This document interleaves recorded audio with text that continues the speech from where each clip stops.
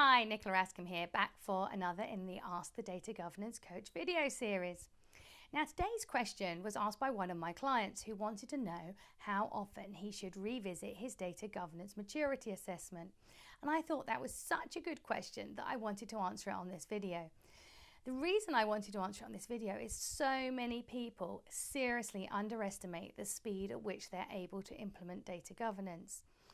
And as such, doing a data governance maturity assessment can really help them identify what progress they've made, perhaps areas they need to focus on in the next phases. So I think they are a really, really useful tool. But given that I said you won't be able to go very fast, the timing of it is going to be important, because you don't want to be doing this too often, because nothing will have changed. And all you'll do is bug people. Even if you use a very light touch data governance assessment tool, you're still going to be bugging people and asking them for their time. So you don't want to do this unnecessarily.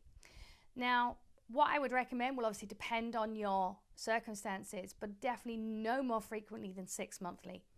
Because in my experience, not enough will have changed to make it worth the effort of doing that. So I would say 6 monthly, maybe yearly. I think you need to have a look and understand what's been moving on in your organization and whether it's worth doing it again at this point.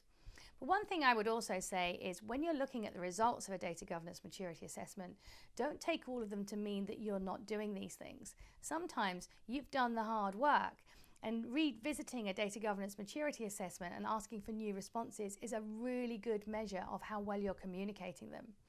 I can't tell you how many times in the past, particularly in the early days, I've got results back and been devastated because I thought, but we've done that. Why are they saying there's no data owners in this area? There clearly are. And then I took a time to take a step back and think about it, and I realized that actually we'd done the work as a data governance team, but what we hadn't done was communicate it to the wider audience. And data governance doesn't work unless everybody's on board. You need to make a sustained culture change. You need lots of comms for that. So data governance maturity tools, very useful tools when used correctly, and just don't do them too frequently.